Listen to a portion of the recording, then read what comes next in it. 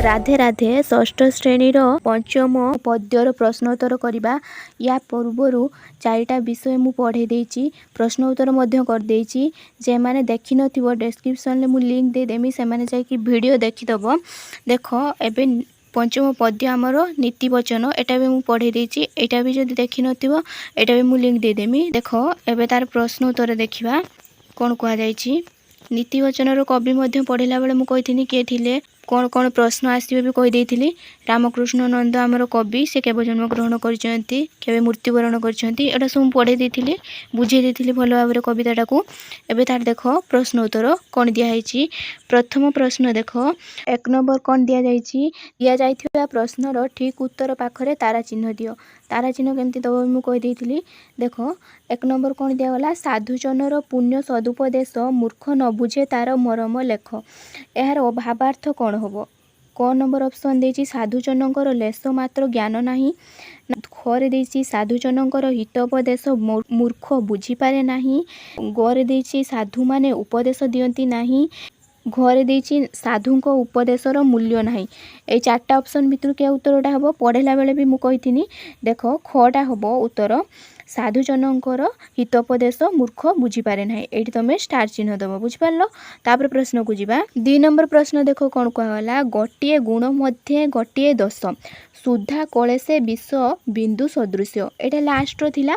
एठारे भलो गुण को काहा सहित तुलना करा जायछि। कलश सहित, खरे विष कलश सहित, गरे विष अमृत कलश सहित, घरे सुधा कलश सहित काहा सहित तुलना करा जायछि। उत्तर ताले कोन हबो, घ नंबर हबो सुधा कलश। 2 नंबर खटा देखो, तुमे एही उत्तरटी काहेकि बाछिलो तार कारण सांग मानक सह आलोचना करो। एटा तमे निजे करिवो। तापर प्रश्न देखो, कवितार केतोटी पद क स्तंभ रे एवं भावार्थ ख स्तंभ रे दिया जायछि। पद गुडी को तार भावार्थ सह जुड़ो, तार अर्थ सहित जुड़िबो। क रे कोन दिया जायछि, ख सहित जुड़िबो। क स्तंभ ख स्तंभ जुड़िबो। देखो क स्तंभ ख स्तंभटा, पर अधीन होई रहे जे प्राणी, असरंती जातना जाए से जानी। उत्तर रे कोन हबो, पर अधीन रे रहिले प्राणी अनेक जंत्रणा पाए। तापरटा देखो, निज हृदय जेहू पारई चिनी, संसारे सेही वीर मुकुट मणि। जହାର आत्म नियंत्रण शक्ति थाए से श्रेष्ठ वीर। गिरी पाषाण एडे कठिन होई, खलिले तहु पुणी जल झरई। कठिन पत्थर रे पूर्ण पहाड़ खलिले सेथिरु जल मिली थाए। एटा भी पढ़ेला बेले मु कहिथिली। तापर प्रश्नटा देखो कोन कहला, पद्यांश उपरे आलोचना करो। तळे दिया जाइथिया पद दुईटी संपर्क रे दଳରେ आलोचना करो। जेउ भावार्थ पाइलो निज खातारे लेखो। करे कोन दिया जाइछि, यत्न अध्य व्यवसाय उद्यम बळे असाध्य होई पारे साध्य भूतळे। उत्तर रे कोन हबो। देखो ताले उत्तर रे कोन हबो, एही संसार रे कोनोसी भी कार्य असंभव नुहे। जदि जने मनीष निरंतर चेष्टा, कठिन परिश्रम और दृढ़ इच्छा शक्ति रखी काम करे, तेबे से दुनियार जेकोनोसी असाध्य बा असंभव कार्य को मध्य सहजरे हासिल करि पारि। एतिकी जाय बुझी पारलो समस्ते। ख नंबर प्रश्न देखो, थिले हैं पूरी रूप रंग सुबासे, चंपक कुसुमे की भ्रमर बसे। एटा पढ़ेला बेले मु ए पदटा मध्य भलो भाबरे बुझे देथिली, तार माने भी कहि देथिली। जे माने बुझी जाइथिबो से माने सेही मो पाठरु ही करि पारिबो। एटा देखो यार अर्थ ताने कोन हबो, मनुष्यर बाह्य सौंदर्य किंबा धन संपत्ति तार प्रकृत परिचय नुहे, बरं तार अंतर्निहित भल गुण ही ताकू श्रेष्ठ करि थाए। जेपरि गोटे भ्रमर फूलर बाह्य रंग देखि आकर्षित हुए नाही, बरं तार भितरे थिबा मिठा रस ओ सुगंध पाई ता पाखकू धाई आसे। गुणी व्यक्ति सबुठारे आदर पाती। बुझी पारलो एटा। तापर प्रश्नटा देखो कोन कहला, चिंता करिबा। 1 नंबर कटा देखो, कविता को ध्यान दे पढ़। निम्न रे दिया जाइथिबा पद गुड़िक उपरे आलोचना करी सूचना अनुसार कार्य करो। हाथी पराए जंतु बंधने पड़ी, जीवने डरी थाए अंकुश बाड़ी। उत्तर देखो, यार अर्थ कौन हबो, एही पदकरे पराधीनता को कष्ट विषय रे वर्णना करा जाइछि। हाथी परि एक विशाल और बलशाली प्राणी जेतेबेले मनीषर अधीन हो जाए, से निजर समस्त स्वाधीनता हरई बसे। पराधीन हेबा कारणरू ताकू आजीवन माहुंतर सेही छोट अंकुश बाड़ीर जंत्रणा और शासन को सहिबाकू पड़ी थाए। एहा शिखा जाए जे पराधीन सबुबेले कष्टदायक अटे। एति जाए समस्त बुझिपार। तापरटा देख कवितार पराए शब्द व्यवहार करा जाइछि। पराए बदल रे आमे प्राय शब्द व्यवहार करिपारिबा। सेहीपरि कवितार कलसे बंधने जीवने आदि शब्द मध्य प्रयोग करा जाइछि। एहीपरि काहीकि होइछि सांगमानक सह आलोचना कर। देख उत्तर कोन हबो। उत्तर देख कवितार छंद ताल एवं लय को सुमधुर करने पाई कवि माने बेले बेले साधारण शब्द गुड़िक सामान्य परिवर्तन करी व्यवहार करिथांती। एहाकु साहित्य रे छंदानुरोध बा काव्यिक स्वाधीनता कुहाଯାଏ। एटा मन रखिबो। पद्य को गाइला बेले जेपरी श्रुति मधुर लागिबो सेथिपाई एपरी शब्द रूप व्यवहार करा जाइछि। बुझि पारलो। तापरे ख नंबर प्रश्नटा देख उपर नीतिवचन पदटी रे हाथीर उदाहरण देला बेले अंकुश शब्द व्यवहार होइछि। तुमे अंकुश शब्द परिवर्ते अन्य शब्द मध्य व्यवहार करि परिबो। जेउ शब्दटी व्यवहार करबा को चाहछो तार प्रयोगर तात्पर्य बुझाओ। तमे अंकुश बदली आउ के पदटा लगे पारिबो ता बदली सेटा कर अर्थ बुझाओ। उत्तर रे कोन हबो अन्य शब्द अंकुश बदल रे आमे आंकुड़ा किंबा लुहा कंटा शब्द व्यवहार करि परिबा। तात्पर्य माने तार कारण कोन एहा तात्पर्य हेउछि जे गोटे विराट ओ बलशाली हाथी को नियंत्रण करिबा पई माहुत एक छोट लुहा आंकुड़ा व्यवहार करे। अर्थात शारीरिक विशालता बा बल आगरे बुद्धि और कौशलर शक्ति बहुत बड़। जेते बड़ बलशाली हेले मध्य पराधीन हेले सही छोट आंकुड़ार कष्ट सहिबाकू पड़े। एतिकी जाए समस्त बुझिपारल। 2 नंबरटा देख थिले हे पूरी रूप रंग सुबासे चंपक कुसुमे की भ्रमर बसे महक जेणु तार उत्कंठ अति भ्रमे भ्रमर दिने न जाए कति। यार उत्तर कौन हम।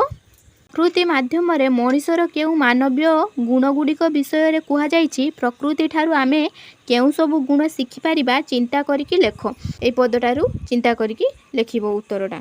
उत्तर देखो कौन हम। एही पद्यांश रे कुहा जाइछि जे बाह्य सौंदर्य बा धन अपेक्षा मनीषर सद्गुण बा अंतर्निहित मूल्यबोध ही ताकू महान करिथाए। जेपरि गोटे भ्रमर फूलर रंग देखि नुहे बरं तार महक और मिठा रस पाई ता पाखकू आसे सेहीपरि गुणी लोक निजर भल गुण जगू समाज रे पूजा पाती एवं जुग जुग धरी अमर होई रही थांती। प्रकृति ठारू आमे कौन शिखिबा को पाइलु। देख वृक्षरु आमे कौन पाइलु निस्वार्थ पर भावे अन्य को छाई फल फूल देवा परर उपकार करिबा शिखिलु। 2 रे कौन झरणारू कौनसी बाधा विघ्न को खातिर न करी निरंतर आग को बढ़िबा अध्य व्यवसाय एटा शिखिबा को पाइलु। तापरे फूलरू आमे कौन शिखिबा को पाइलु निजर सुगंध रे चारिआड को आनंदित करिबा सुगुण विस्तार करिबा। एति जाय समस्त भल भाबरे बुझिबारलो। तापरे प्रश्न देख शब्द संभार निम्नलिखित शब्द गुडी को निज भाषा रे लेख। पाषाण शब्दर मातृभाषा रे कौन हबो। तापरे रुधिर कौन हबो कमलर कौन हबो भेक समर कुसुम सुधा। देख कौन हबो उत्तर। समान अर्थ देख पाषाणर हबो पत्थर बुधरर हबो पर्वत बा पहाड़ कमलर हबो समिति पद्म बेल हबो समय समर हबो युद्ध रण जेटा कुसुमर हबो से भली फूल सुधार से भली हबो अमृत। एदि चाहे समस्त बुझि पारलो। तापर प्रश्नटा देख कौन दिया जाइछि शब्द एक अर्थ अनेक पर अधीने रहे होइजे प्राणी असरंती जातना पाए से जानी। उपयुक्त पद्यांश रे थिबा पर शब्दर अर्थ अन्य सेही भली एहार अन्य अर्थ पक्षीर पर। एही भली किछि शब्द तळे दिया जाइछि सेमानंकर 2टी लेखाएं अर्थ बाहर कर। एथिपाई तुमे शब्दकोश अभिधान इंटरनेट अभिभावक बा शिक्षक साहाय्य नै पारिबो। देखो ताने गुटे शब्दर 2टा अर्थ कोन कोन हबो। नीतिर से भली कोन हबो नीतिर गोटे कौन हम नियम बा आदर्श 2 रे सबुदिन बा प्रतिदिन हम 2टा अर्थ। कर हूँ गोटे हाथ हम आउ 2 रे गोटे खजना बा टिकस भी हो पार। पुर देख 1 रे गोटे नगर बा सहर हम 2 रे गोटे पिठा भितर पुर जो दि जाए सेटा भी हो पार। पुरर अर्थ दि जाउथवा मसला से भाई भाव में आउ गोटे शब्द देख बास गोटे बासस्थान घर हम बासर आउ गोटे लुगा बा वस्त्र। जीवन से भाई कौन हम प्राण बा बंचीबा आउ गोटे जीवन हम जल। देख गोटे शब्द रे प्रकाश कर आमे गोटे शब्द को भल करी बुझाइबा पाई खंड वाक्य प्रयोग करथाउ। जेपरि जहाकू खाइबा द्वारा मृत्यु हुए नाही अमृत सेही भली क स्तंभ रे स्थानित खंड वाक्यर ठीक शब्द ख स्तंभ रे बाछि लिखिबो। क स्तंभ ख स्तंभ एटा भी करिवो। उत्तर देखो कौन हम हाथी को आयत्त करिबा निमित्त अंकुश ନୂଆ କଥା ଜାଣିବା ପାଇଁ ଅବିରାମ ଚେଷ୍ଟା ବା ପରିଶ୍ରମ ଅଧ୍ୟବସାୟ। ଯେଉଁ ବ୍ୟକ୍ତିର ଦୁଷ୍ଟ ବା ଖରାପ ବୁଦ୍ଧି ଥାଏ ମନ୍ଦ ବୁଦ୍ଧି। ଯେ ପରର ଅଧୀନରେ ଥାଏ ପରାଧୀନ। ତାପରେ ପ୍ରଶ୍ନଟା ଦେଖ କ'ଣ କୁହାଗଲା, ପାଦ ପୂରଣ କର। ନୀତିବଚନ କବିତାର ଗୋଟିଏ ଗୋଟିଏ ପଦର ପ୍ରଥମ ପାଦଟି ଲେଖାଯାଇଛି। ଦ୍ୱିତୀୟ ପାଦଟି କ'ଣ ହେବ? ଖାଲି ସ୍ଥାନରେ ଲେଖ। ଗିରି ପାଷାଣ ଏଡ଼େ କଠିନ ହୋଇ ଖଳିଲେ ତହୁଁ ପୁଣି ଜଳ ଝରଇ। ତାପରେ ପଦଟା ଦେଖ, ସାଧୁ ଜନର ପୁଣ୍ୟ ସଦୁପଦେଶ ମୂର୍ଖ ନ ବୁଝେ ତାର ମରମ ଲେଶ। ଦେଶ ଜିଣିଲେ ରାଜା ଲୋଭଇ ଖ୍ୟାତି ବୀର ସମରେ ଜିଣି ରଖେ କିରତି। ଏତିକି ଯାଏ ବୁଝିପାରିଲ ସମସ୍ତେ? ତ ସବୁ ପ୍ରଶ୍ନ ଉତ୍ତର ସରିଗଲା। ତାପରେ ୟା ପର ବିଷୟଟା ଆମେ ପଢ଼ିବା। ଚ୍ୟାନେଲକୁ ସବସ୍କ୍ରାଇବ୍ କରିଦେଇଥିବ। ଯେତେବେଳେ ମୁଁ ୟା ପର ବିଷୟ ପଢ଼େଇବି ସେତେବେଳେ ଯେମିତି ସମସ୍ତେ ଦେଖିପାରିବ, ପାଇପାରିବ।